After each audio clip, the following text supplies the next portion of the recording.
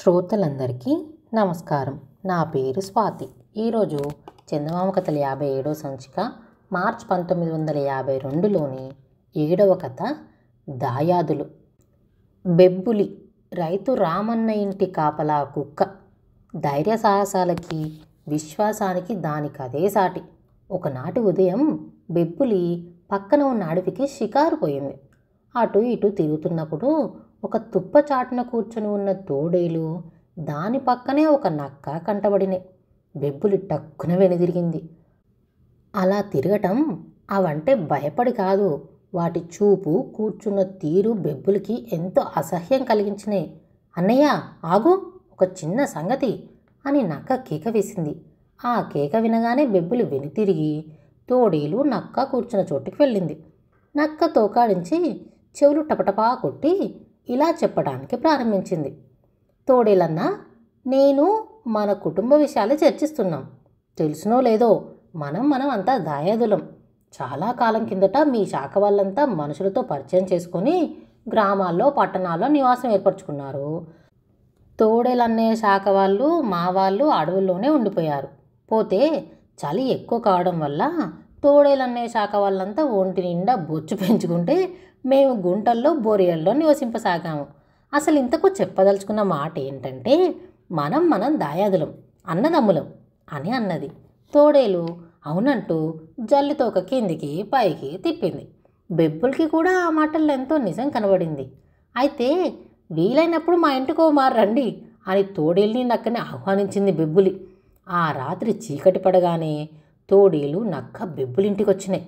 యజమాని తన కోసం పెట్టిన ఆహారంలో బెబ్బులి వాటికి భాగమిచ్చి సత్కరించింది. తర్వాత ఆ మాట ఈ మాట మాట్లాడి కృతజ్ఞత తెలియపరిచి తోడేలు నక్క వాటి ఇళ్ళకు వెళ్ళిపోయినాయి. తెల్లవారింది. బెబ్బులి రైతు రామన్న ఇంటి వాకిట అటూ ఇటూ తిరుగుతుంది. హఠాత్తుగా పక్కింటి ఇల్లాలు లబోదిబోమంటూ ఏడవసాగింది. అయితే ఆమె ఎందుకలా ఏడుస్తున్నది అని అడగొచ్చు. రాత్రి ఇంటి చూరు కింద కమ్మి వేసిన 2 కోళ్ళు అయిపు ఆజా లేకుండా పోయినాయి.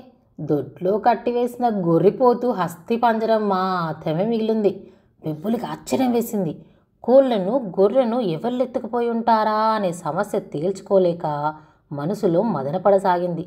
తను ఎంతో విశ్వాసమైన జంతువు అనే సంగతి తనకు తెలుసు. తన దాయాదులైన నక్క తోడేలు కూడా చాలా మంచి వాళ్ళని దాని దృఢ నిశ్చయం. మరి అటువంటప్పుడు ఇటువంటి పని చేసిన దుర్మార్గులు ఎవరై ఉంటారు అని ఆలోచనలో పడింది బొబ్బిలి. చీకటి పడింది. తోడేలు నక్క మామూలుగా వచ్చినాయి. బెబ్బులి తన ఆహారంలో భాగమిచ్చి సత్కరించి వాటితో ఇలా అంది, ఇక్కడి నుంచి మీరు ఇక్కడికి రాదలిస్తే పగటిపుట్టే రండి. అందుకు తోడేలు నక్క జంట గొంతులతో, అబ్బే పగటిపూట వచ్చేందుకు మాకు తీరుతుందనుకున్నావా అని అన్నవి. తెల్లవారింది. పక్కింట్లో బ్రహ్మాండం బద్దల ఎలా కేకలు. రైతు రామన్న కూడా అరుస్తున్నాడు. 3 బాతులు ఒక మేకపిల్ల అంతు లేకుండా పోయినాయి. మిగిలిందల్లా అటూ ఇటూ గాలిలో ఎగిరే బాతు ఈకలు, మేకపిల్ల గిట్టలు, డొక్క ఎముకలు, ఇవి మాత్రం అగుపడుతున్నాయి. బెబ్బులి గ్రహించింది. తన తెలివి తక్కువకు చాలా చింతించింది. యజమానికి నిజంగా తను ద్రోహం చేశానని బాధపడింది. చీకటి పడుతూ ఉండగా భాగమిచ్చి సమయం కోసం కాచుక్కూర్చుంది. బెబ్బులి సత్కారానికి ఎన్నో ధన్యవాదాలు పలికి తోడేలు నక్క బయలుదేరినాయి. వాటికి కనబడకుండా బెబ్బులి వెనకనే బయలుదేరింది. అది చూస్తూ ఉండగానే తోడేలు వామి పక్కన పడుకున్న గొర్రె పిల్లను నోట కరుచుకుంది. బెబ్బులికి పట్టరానంత కోపం వచ్చింది. పెద్దగా అరుస్తూ తోడేలు మీదకు దూకి కలియబడి గొర్రె పిల్లను విడిపించింది. ఆ పక్కనే కోళ్ళగుట్లో జ్వరబడిపోతున్న నక్క ఈ అలజడిని విని పరిగెత్తుకుంటూ వస్తూ, అయ్యయ్యో కుటుంబ గౌరవాన్ని మంటగలబాడే తోడేలన్న, ఎంత ఘోరం ఎంత ఘోరం అని అనేక విధాల సానుభూతి తెలిపింది. అసలే కోపంగా ఉన్న బెబ్బులికి ఆ మాటలు చుర్రుమనిపించినాయి. తోడేల్ని నక్కని ఉద్దేశించి, దాయాదులమంటూ ఎంత మోసం చేశారు మీరు దుష్టులు. రూపంలో నా పోలికలున్నవేమో, కానీ బుద్ధిలో మీకు నాకు సామ్యమే లేదు. ఈసారికి వదులుతున్నాను, పోండి, మీ దారిన మీరు పోండి. మరెప్పుడైనా ఈ ప్రాంతంలో కనబడ్డారా ప్రాణాలతో వదిలేదు అని హెచ్చరించింది. తోడేలు నక్క బ్రతుకు జీవడా అనుకుంటూ వెన్నుదిరిగి చూడకుండా అడవుల్లోకి దౌడు తీసినాయి. ఈ కథ రాసిన వారు వై కోటేశ్వర శర్మ, టెక్కిలి.